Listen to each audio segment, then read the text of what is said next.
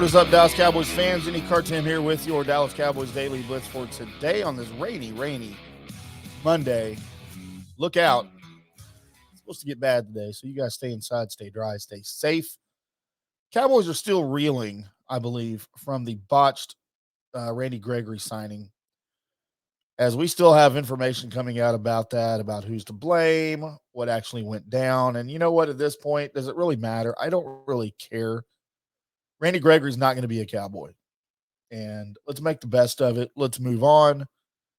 It doesn't matter what happened. It doesn't matter who's to blame. I feel like there's a little bit of blame probably in both camps, but who cares? Gregory's gone.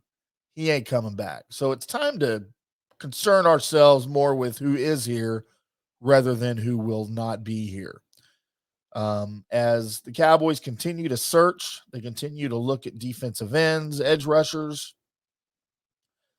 Less than 24 hours after they thought they signed and then didn't sign Randy Gregory, they brought back Dorrance Armstrong, who was a free agent. They have brought in former number 3 overall pick Dante Fowler on Friday. He is a Cowboy. We don't know where he fits into Dan Quinn's defense right now, if he'll be a starter, if he's good enough to be a starter. I don't know much about Fowler's game. I think he's got a lot of potential. He was a number 3 overall pick, so he's got a lot of potential there. And then it appears that Dallas is still interested in Zadarius Smith, who just had a horrendous season up in Green Bay. When I say horrendous, I mean horrendous isn't terrible. But he's got a history with Dan Quinn, and the team probably still feels he could be a body here. But I think the Cowboys already have their Randy Gregory, and I feel like he was on the roster already, and he's one of the guys they just re-signed in Dorrance Armstrong. I'm a big fan of Dorrance Armstrong, of course, the 4th-round pick from 2018. They just re-signed him for 2 years, $13 million. He's very, very affordable. And if you look at last season, his numbers compared to Randy Gregory's pretty well. We know Gregory was injured a lot of the season. Gregory only started 6 games. That allowed Dorrance Armstrong to step in. He started 5. So game-wise, their numbers are pretty comparable. Now, Gregory played in 80 less snaps than Dorrance Armstrong did. And then how do those snaps compare?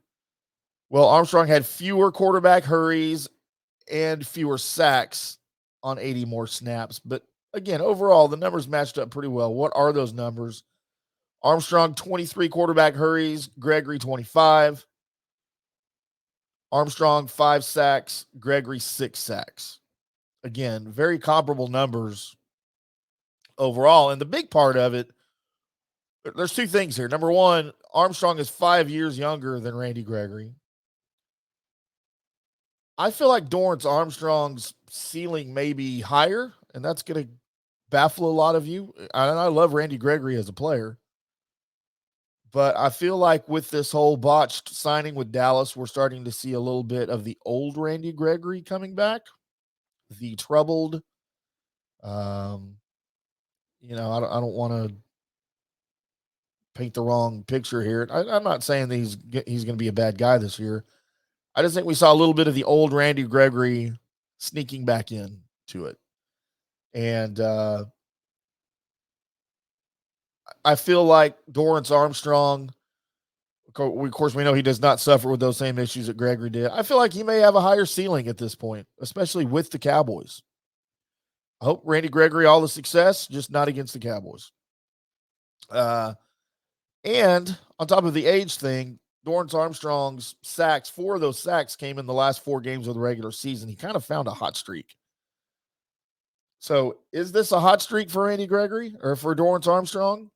Is this who we're going to see in the future? How great would it be for Dorrance Armstrong and DeMarcus Lawrence to match up with each other? And that's our sack duo for the next 4, 5, 6 years, as long as DeMarcus Lawrence can be here and stay healthy. Like we thought that Gregory and Lawrence were going to be. I think Dorrance Armstrong has that in him. And if he can be the main guy here for a while and he garners the majority of the coaching, the starts, he gets a little more experience, I think he can be that guy. I want to know what you guys think. I'm IndyCar Tim here on over there at Twitter. Please leave us a great comment here in the comment field under the YouTube video. Please subscribe to the channel. We love you guys. We appreciate all the interaction we've been getting. We'll do it all again tomorrow here on the Cowboys Daily Blitz. Until next time, we'll see you.